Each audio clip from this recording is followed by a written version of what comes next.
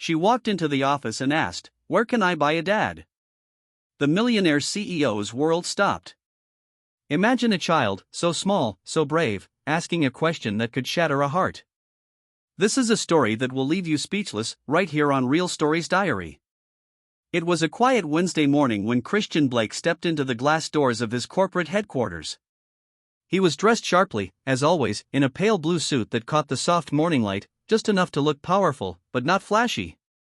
His brown hair was styled perfectly, not a strand out of place, and his blue eyes, normally focused, cold, unreadable, scanned the lobby like they always did. To most people, Christian was the kind of man who could walk into any room and immediately own it. He was known in business circles as precise, unemotional, and unreachable. People respected him, some feared him, but no one got close. He liked it that way. Control was everything. Predictability was survival. That morning, however, was the beginning of something that would change everything. What happens when a single moment turns a cold, calculated life upside down? Stay with us on Real Stories Diary to find out. He was halfway across the marble lobby, nodding to his assistant, who stood ready with his daily briefing, when he saw something that didn't make sense. Just near the reception desk, sitting quietly on the floor, was a little girl. She was small, maybe 5 or 6, with long blonde hair that curled at the ends and a white dress that looked like it had once been perfect, but was now a little wrinkled. Over it, she wore a denim jacket, slightly too big, as if it had been handed down. She clutched a small backpack in her lap, the kind with cartoon stars and sparkles, and her sneakers were scuffed. But it wasn't her clothes that struck him. It was her face. Her eyes were wide in the same piercing shade of blue as his. She wasn't crying. She wasn't making a sound. She just sat there, like she was waiting for something, or someone. No one else in the building seemed to notice her. Executives walked past in a rush. The receptionist looked nervously at Christian, as if unsure whether to call security or pretend everything was fine. Christian stopped walking. Something about this moment made his chest tighten, in a way that had nothing to do with logic. He approached the girl slowly, crouched down, and tried to smile, though it came out awkwardly. "Hey there, are you lost?" The girl looked up at him calmly and said, with absolute seriousness, "Where can I buy a dad?" For a moment, he didn't process the words. He blinked, stunned. It wasn't the kind of thing anyone expected to hear, let alone from a child.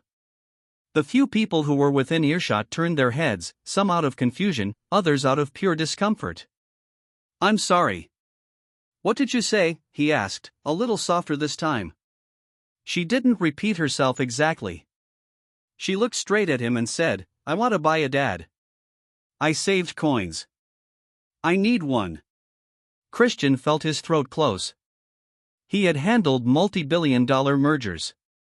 He had stood calmly during board takeovers, legal battles, and hostile press conferences. But right now, in front of a child asking to buy a father, he had no idea what to say. Then something inside him shifted. He looked at her again, not just at the words she said, but at the quiet resolve in her eyes. This wasn't a tantrum or a stunt. She wasn't lost. She had come here for a reason. People around the lobby stared, waiting to see what he would do. The silence stretched, and then he heard himself say something he never would have imagined. "I can be one for free." She didn't even smile. She simply reached out, wrapped her tiny fingers around his index finger, and said, "Okay, but if you're my dad, you have to help mommy. She's sick, and we have no money." That was when his heart broke completely. The entire room fell silent as he stood up, still holding her hand. His assistant looked panicked. His phone buzzed in his pocket, but he ignored it. For the first time in years, Christian Blake walked away from the boardroom, the schedule, and the perfectly structured life he had built. He let a child lead him, step by step, out of his building, onto the sidewalk, and into the unknown. And he never once looked back. The drive across town was slow, not because of traffic, but because every second felt heavier than the last. Christian Blake sat in the back seat of the car, his driver glancing in the rearview mirror with quiet curiosity, but saying nothing. The little girl sat beside Christian, her small hand still wrapped around his finger, refusing to let go. She didn't speak much. Her eyes stayed on the window, watching the streets change from sleek glass towers to older brick buildings and faded storefronts. Her name, he had learned, was Lily. When he gently asked where they were going, she'd said, home. And given an address that Christian didn't recognize, but his driver did. It was in one of the lowest income parts of the city, an area Christian hadn't set foot in since he was a teenager, when life had been much simpler, and everything he now valued at status, distance, invulnerability hadn't mattered yet. As they turned onto a cracked side street, something about the neighborhood sparked an old memory: a schoolyard, a tiny grocery store. And then it hit him, not just the familiarity of the place, but the possibility of what he might find at the end of this road. He looked at Lily more carefully. Her hair, her eyes, her voice, all of it felt strangely close, like an echo from a life he'd locked away. They arrived at a 2-story building with peeling paint and a rusted staircase. Lily hopped out of the car and tugged his hand urgently. "This way," she said, already climbing the stairs. Christian followed her through a narrow hallway that smelled faintly of damp wood and old carpet. She stopped in front of a door on the second floor, opened it with a key from her small backpack, and pushed it open. Inside, the apartment was dim and quiet. There were a few toys scattered on the floor and a folded blanket on the worn couch. The kitchen was clean but bare. The walls were lined with old photos and drawings, clearly done by a child's hand. And there, lying on a futon near the far window, was a woman. Christian's heart nearly stopped. She looked up as the door creaked, and for a moment, she didn't speak. Her face had changed, thinner, paler, but her eyes were the same. Hazel brown, wide with surprise, and something deeper. She tried to sit up, but her body was clearly weak. Her voice was faint when she spoke. "Christian." He couldn't answer. For a long moment, he just stared at her, stunned and breathless. He walked closer, cautiously, as if the truth might dissolve if he moved too quickly. "Sophia," he said, his voice barely more than a whisper. She nodded slowly, and a tear slipped down her cheek. "You're really here." He sank into the chair beside her bed, still trying to make sense of what he was seeing. The girl, Lily, stood nearby, watching them both, confused by the silence. Sophia reached out a trembling hand and brushed a strand of hair behind her ear. "I didn't think I'd ever see you again," she said quietly. "How is this possible?" he asked. "Why didn't you tell me?" "I didn't know how," she said, her voice breaking. "You left for London. You changed numbers. You were gone. I never got a call. A letter. Nothing. I was scared. And then it was too late. And when I realized I was pregnant," she paused, swallowing hard, "I didn't want to ruin your life." Christian looked at Lily again. She was sitting on the floor now, calmly pulling a toy from her bag. "She's mine, isn't she?" Sophia nodded. The words hit him like a tidal wave. He had a daughter. A daughter who had walked into his office and asked to buy a father. A daughter who had been raised without him, by a woman he had once loved, and somehow lost. He stood up, overwhelmed, pacing the small room. "How long have you been sick?" "A little over a year," she said. "It started small. Fatigue, dizziness. Then they found the tumor. And you didn't ask for help. I didn't think you'd care." Christian stopped. Those words stabbed deeper than anything. "I never stopped caring," he said. "I never stopped thinking about you." Sophia closed her eyes, trying not to cry. "I couldn't find you. And even if I did, you were so far from this life. I didn't think you'd even remember me." Christian walked back to the chair and sat down heavily. He looked at her, really looked at her, and saw not just a woman in pain, but someone who had fought for years to survive, someone who had carried their child alone, someone who had been left behind by more than just him. "I'm here now," he said. "And I'm not leaving." Sophia looked away. "She doesn't know everything. Just that her dad wasn't around." "She knows more than you think," he said. "She came looking for me." They sat in silence for a long time, broken only by Lily's soft humming in the corner. Christian reached over and gently took Sophia's hand. It was cold and fragile, but she didn't pull away. "You need care. Real care. Not this," he said, looking around the apartment. "You're coming with me, both of you. I can't just pick up and leave. I have bills, treatments. I'll take care of it. All of it." Sophia looked at him, eyes narrowed. "Why?" "Because I should have been there," he said. "And because I'm not going to let my daughter lose her mother." "Not after everything." She didn't answer. But this time, when he stood and gently lifted her from the bed, she didn't resist. And as he carried her out of the apartment, Lily skipped behind them, not understanding the full weight of what had just begun, but knowing, in her innocent way, that something had changed, something big, something good. Christian didn't take Sophia and Lily back to his glass and steel condo overlooking the skyline. He knew it wasn't right. That place, while impressive, was cold, curated, and far too sterile for a woman fighting illness and a child who still carried around a stuffed bunny missing one ear. Instead, he brought them to his private estate just outside the city, a quieter place surrounded by trees and soft hills, with wide windows that let the sunlight in and a fireplace that had burned maybe twice in the last 10 years. It had been empty for a long time, meant for weekends that never came. But now, it felt like the only home that made sense. As they entered through the side door, Christian watched Lily's eyes widen. She didn't run or shout like some kids might. She just took it all in, the big wooden staircase, the quiet humming of the air vents, the smell of lemon polish and cedar. She held her mother's hand until they reached the guest suite, where the bed had been made with soft sheets that Christian had asked his housekeeper to put out just that morning.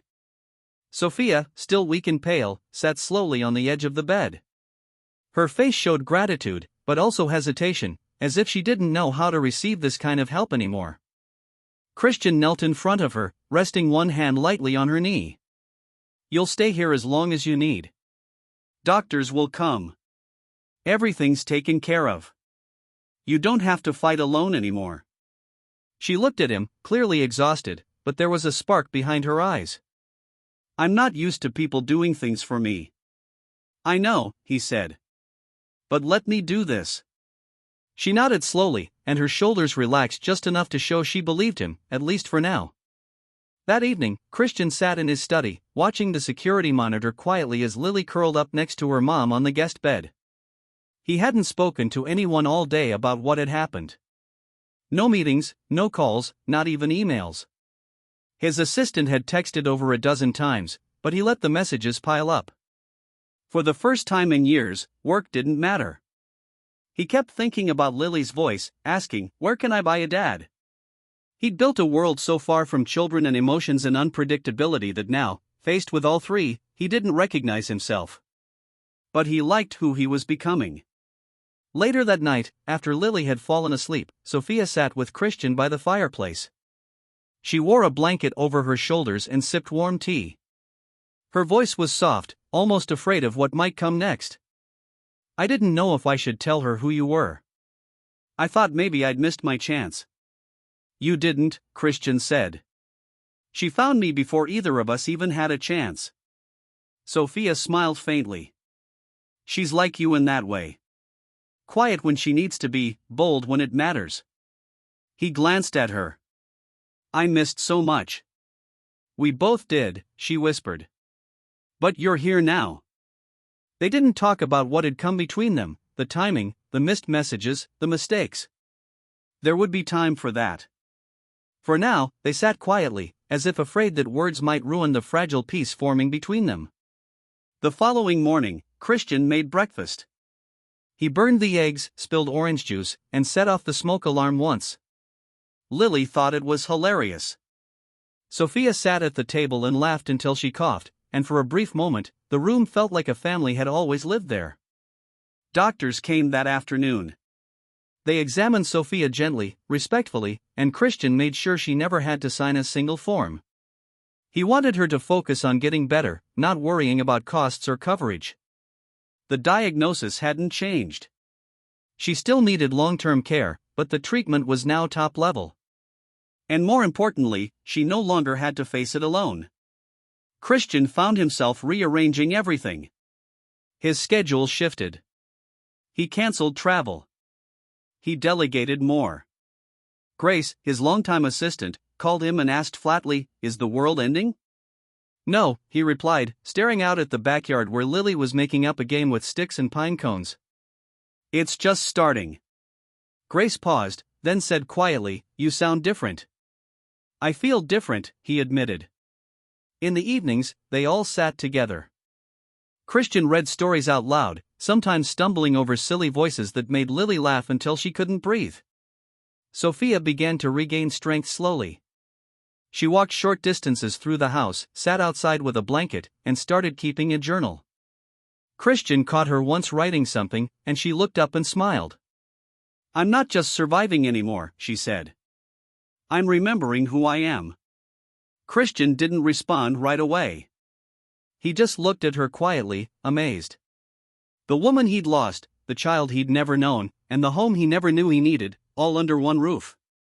It felt fragile, yes, but also incredibly real. And for a man who had built his life on logic, control, and distance, that truth was the most grounding thing he had ever known. In the weeks that followed, the house slowly began to feel like more than just a temporary haven. It became something warmer, something rooted. The kind of place where shoes were left by the door, and laughter came from the kitchen. Not just the echo of wealth, but the sound of people settling into each other's lives. Christian had never lived like this before. His homes had always been spotless, quiet, curated down to the last imported vase or untouched bookshelf. But now, there were art supplies on the dining room table, tiny socks in the laundry, and children's shows playing in the background. Lily was a force of nature in that way. Gentle and soft-spoken, but always leaving her presence in the smallest, most unexpected corners. She didn't need permission to belong. She just did. Sophia, though still recovering, was improving faster than the doctors had anticipated. The treatments were working, and more importantly, her stress levels had decreased dramatically. Christian made sure she had everything she needed, from medications and private physical therapy to time for herself. He set up a quiet reading space in the sunroom just for her, with the same old poetry books she used to love in college, and even tracked down a rare first edition of her favorite author. The day she found it on the armchair, wrapped in linen with a ribbon, she cried. Not because of the gift itself, but because someone had remembered. For Christian, everything was new. He was used to results, to schedules, and solutions. But now, he was learning how to be present. He discovered that it took longer to teach Lily how to tie her shoelaces than it did to sign a multi-million-dollar contract. He learned that bedtime stories required patience, and that it was okay to get silly, to mess up voices, and laugh at himself. It humbled him in a way nothing else ever had. And yet, it didn't weaken him. It gave him something stronger than control, purpose. Every now and then, when Sophia was feeling well enough, they'd sit on the back porch together after Lily went to bed.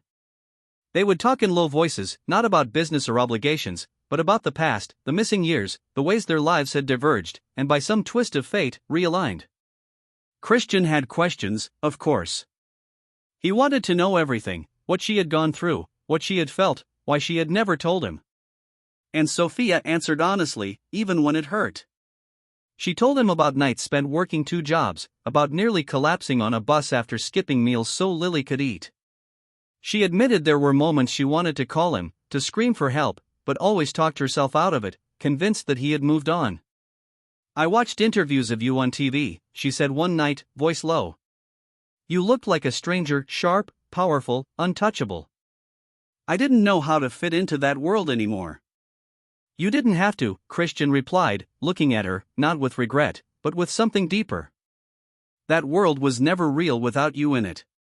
She didn't respond right away.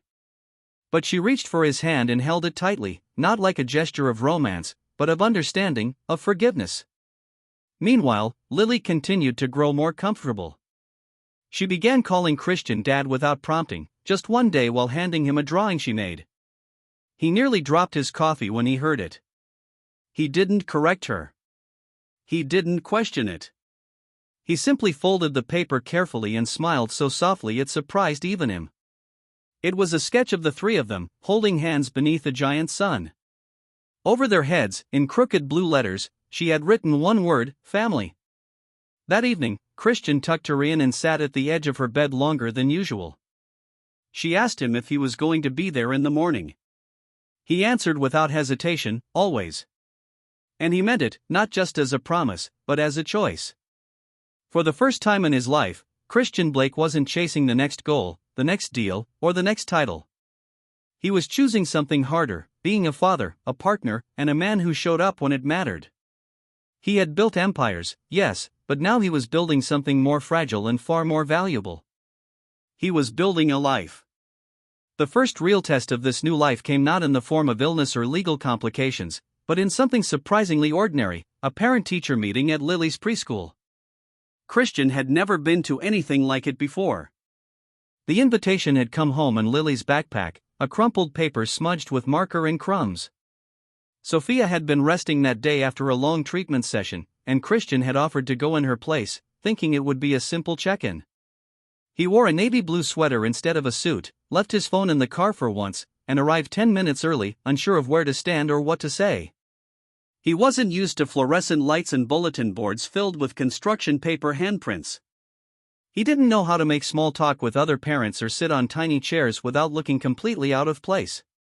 When the teacher, Miss Howard, greeted him with a warm smile and gestured for him to sit, Christian awkwardly folded himself into a seat clearly not designed for someone over 6 feet tall. She opened a folder labeled Lily Blake and began walking him through her progress, how she was quiet but observant, how she always helped the other children clean up without being asked, how she once gave away her snack to a classmate who forgot theirs. Christian listened carefully, deeply focused, as if it were a business presentation. But as the teacher continued, she hesitated, lowering her voice slightly. "She told me something last week," Miss Howard said, tapping her fingers gently on the edge of the folder. "She said her dad used to live in the clouds, but he came down when she asked for him." That's how she described it. Christian froze. He wasn't sure what to say. A lump formed in his throat before he could speak. "I just thought you should know," the teacher added gently. "Whatever you've done for her, it's working. She feels safe.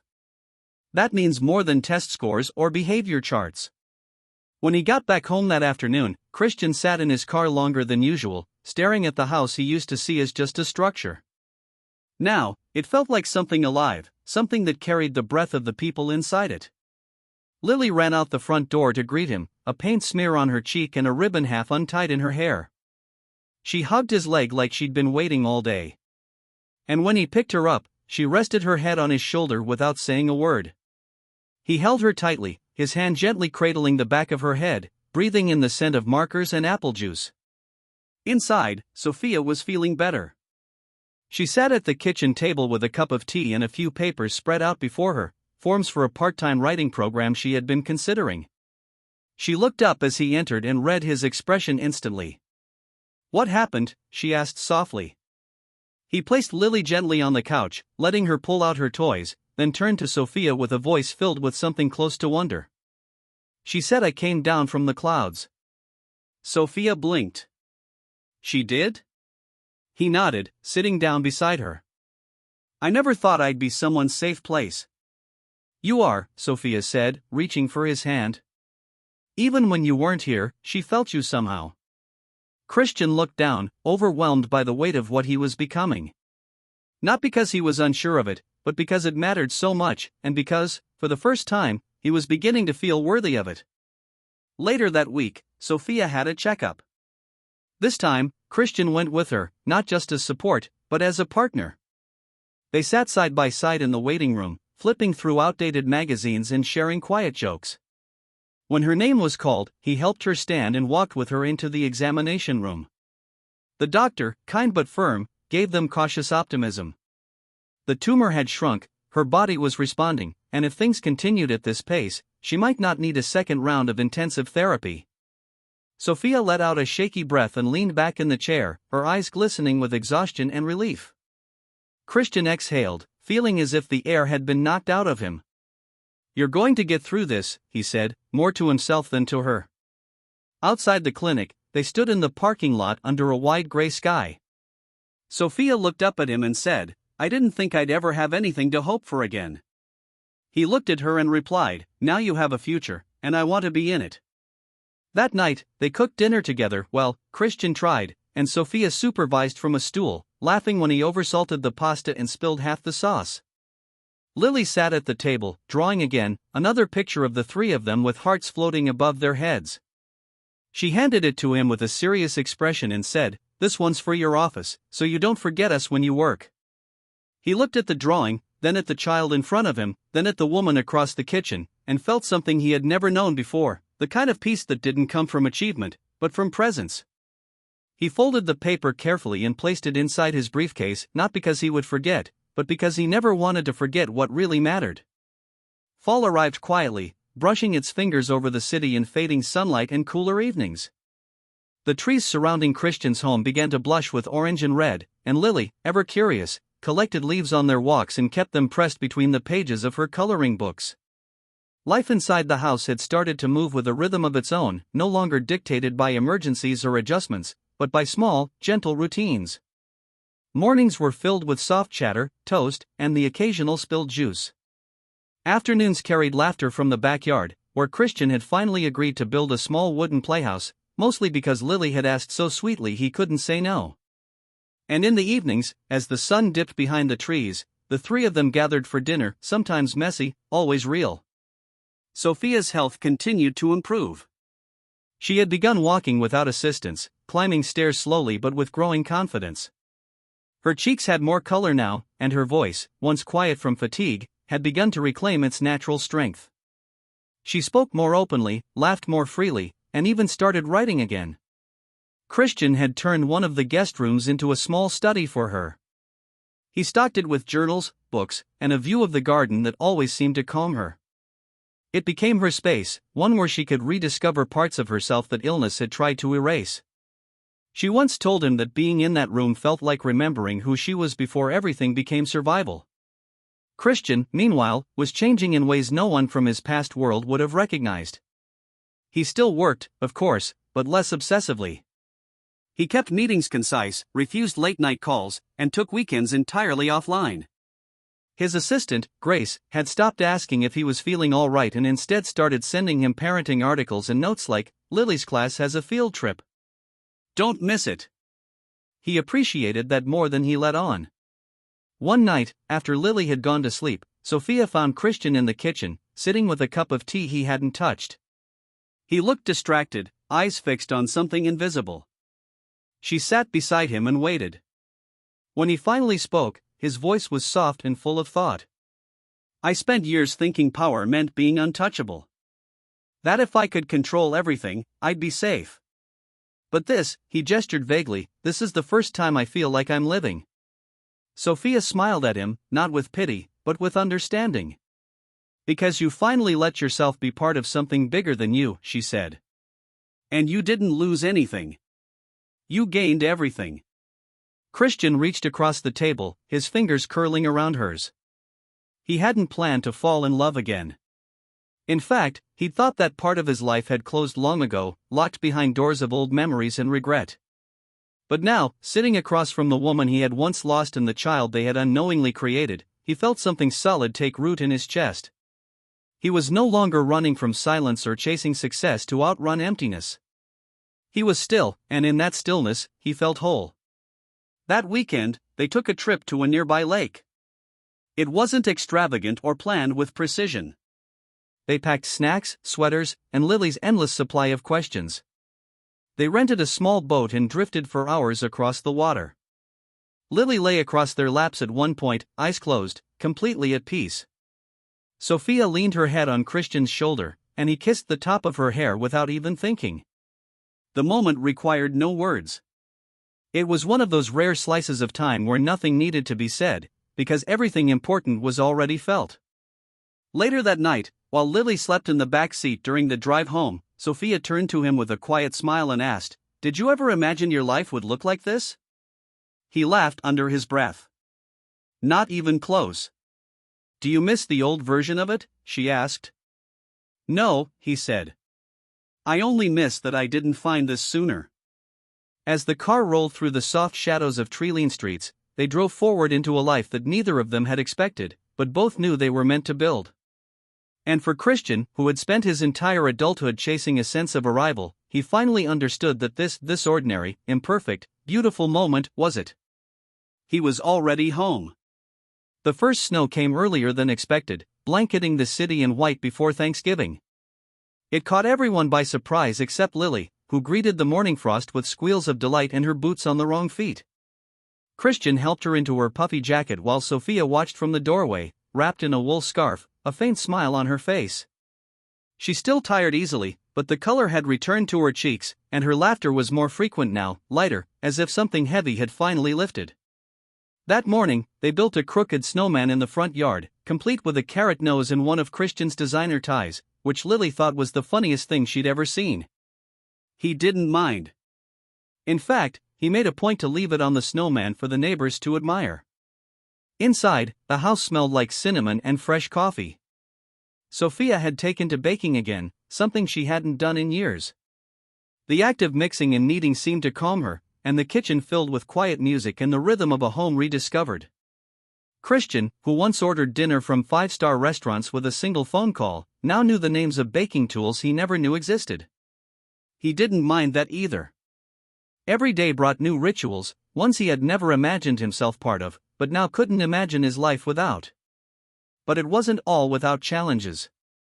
One evening, after Lily had gone to bed and the house had settled into its nighttime quiet, Christian walked into the study to find Sophia sitting in the armchair, her journal open on her lap, tears silently rolling down her cheeks. She tried to hide it, wiping her face quickly, but he knelt beside her and waited without saying a word. After a few moments, she whispered that sometimes she still woke up afraid that all of this was temporary, that one bad scan could take it away, that Christian might one day realize this life was too small for him. He reached up and touched her face gently, looking into her eyes with a steadiness that left no room for doubt. He told her that nothing about this was small, that she and Lily had given his life meaning in a way no amount of success ever had. He said he wasn't leaving. Not now, not ever. And if fear came again, they would face it together. She didn't respond right away, but the way she leaned into him said more than words ever could. Later that week, something unexpected happened. Christian received a call from a non-profit organization that provided housing and legal support for single mothers. They had heard of his recent anonymous donations and invited him to speak at their winter fundraiser. At first, he declined. He wasn't ready to tell the world what had happened, what had changed. But Sophia encouraged him. She said that his story wasn't just his anymore, that if it could inspire even one person to step forward for someone in need, it was worth sharing. So, he agreed. The night of the fundraiser, Christian stood on a modest stage in a small auditorium, wearing a simple suit and no tie. He didn't have a speech prepared. He spoke from memory, from the heart. He told them about a little girl who walked into his office one morning and asked to buy a dad. He told them how that moment shattered everything he thought he knew about life, and how it led him to rediscover a love he thought he had lost forever. He spoke about the quiet strength of a woman who raised their daughter alone, and the way love had found its way back into his life through a second chance he never expected. The room was silent when he finished. No applause at first, just stillness, the kind that comes from people feeling something real. And then the clapping began, quiet at first, then louder. It wasn't just for him. It was for what his story represented: hope, change, redemption. Afterward, when he returned home that night, Sophia met him at the door with a quiet look of pride.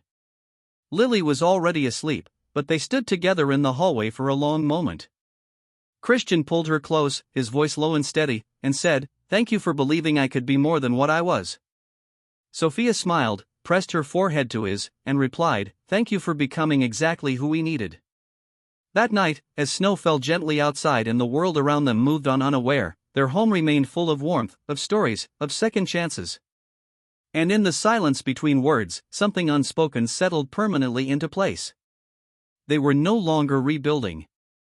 They were already whole. Spring returned slowly, melting away the cold and quiet degrees, and with it came the feeling that life was no longer being rebuilt. It was simply being lived. The trees outside the Blake house bloomed pale pink. The air was filled with the scent of wet earth and new beginnings, and laughter returned to the garden like it had been waiting all winter for permission. Lily had grown taller. Her shoes no longer slipped off her heels, and her drawings had more detail, more color, and often showed four figures now: herself, her mom, Christian, and a small baby with a smile the size of the sun. She had begun asking, with the boldness only a child could manage, whether they could make her a little brother or sister. Christian nearly choked on his tea the first time she asked, but Sophia had just laughed, her eyes shining in a way that hadn't been there a year ago. The rhythms of their life felt settled, but far from routine. There was warmth in their chaos, comfort in their imperfection. Christian continued to split his time between work and home, but everyone at his company had long since accepted that his priorities had changed. He had become the kind of leader who left early for school plays, who scheduled meetings around doctor appointments, and who once paused a shareholder call because Lily wanted to show him a butterfly she had caught in the garden. Strangely, the company had never run smoother. He no longer micromanaged, because he no longer felt the need to prove himself every second. He had nothing to prove. His fulfillment didn't live in the numbers anymore. Sophia had returned to writing with fierce grace. Her essays about motherhood, resilience, and unexpected redemption began circulating online, gaining quiet attention for their honesty and raw beauty. A small publisher offered her a book deal. And when she showed Christian the contract, his hands trembled slightly, not out of concern, but from pride. He told her it was only the beginning, and she told him she already had everything she needed. The manuscript grew page by page, written between nap times, evening walks, and cups of coffee that went cold from distraction. Lily would sit on the floor beside her as she wrote, coloring or asking questions about the story. Sophia would smile and answer everyone, never brushing her daughter aside, even when her thoughts were deep in revision. One Sunday morning, under soft sun and scattered petals, Christian took them both to the park. It was the same park he'd passed 1,000 times without ever entering, too busy, too disconnected. But that day, they brought a blanket, a basket of food, and no agenda. Sophia lay in the grass with her eyes closed, soaking in the sun, while Lily chased ducks near the pond. Christian sat back, watching them, the weight of his old life falling further and further behind him. He used to think peace was boring, but now he knew it was the most extraordinary thing he'd ever felt. Later that evening, when the sky turned orange and the air began to cool, they walked home slowly. Lily skipped between them, one hand in each of theirs. She began humming a song she'd made up, and Christian listened, catching pieces of the lyrics. She sang about finding things, about families you didn't know you had, and about daddies who come down from the clouds. He glanced at Sophia, who was already watching him. She mouthed the word miracle, and he didn't disagree. When they reached the house, Sophia paused at the front door. She looked at Christian, and after a long breath, asked him if he still wanted what they had spoken about months ago, something permanent, something legal, something that said in writing what had already become true in their hearts. Christian answered not with words, but by pulling a small box from his jacket pocket. He hadn't been sure when the moment would come, but he had known it would. Inside was a ring, simple and elegant, nothing flashy, just like her. Sophia didn't cry right away. She held his face in her hands and kissed him once, softly, like sealing a promise. Lily clapped from the steps, not fully understanding, but sensing it was something big and beautiful. That night, they told stories over dinner, stories from the past and dreams of the future. And it felt like the walls of the house listened, holding those memories safe inside them. Months later, the wedding was quiet, just close friends, a backyard strung with fairy lights, and Lily throwing flower petals with unmatched enthusiasm. Sophia wore a dress she'd chosen herself, nothing extravagant, just something that made her feel strong and beautiful. Christian, in a tailored gray suit, looked at her like the world had finally made sense.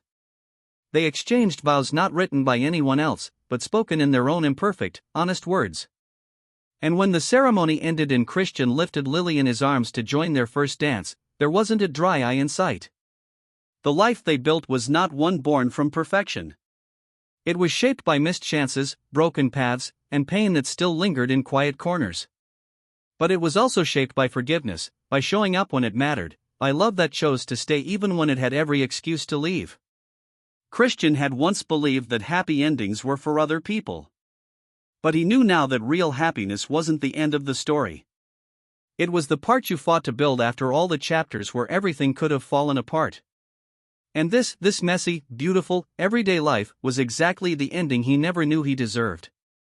This story's ending is powerful, not because everything turns out perfectly, but because it turns out authentically. It's about healing, not erasing the past. What makes the conclusion so meaningful is that it doesn't rely on dramatic twists or grand gestures. It leans into quiet, steady love and the slow rebuilding of trust and connection. The millionaire CEO doesn't just discover he has a daughter. He discovers the kind of man he wants to be. And that transformation feels earned. The beauty lies in how broken things were allowed to mend without pretending they were never broken. Sophia's forgiveness isn't instant, and Christian's growth isn't effortless. That realism grounds the emotional weight of their reunion. And Lily, the innocent thread connecting them, reminds us that hope often comes from the most unexpected voices. In the end, this is a story about second chances, not the kind handed out easily, but the kind fought for. And in that fight, a new kind of wealth is found: family, love, and a peace money can't buy. That's the kind of ending that stays with you, right here on Real Stories Diary.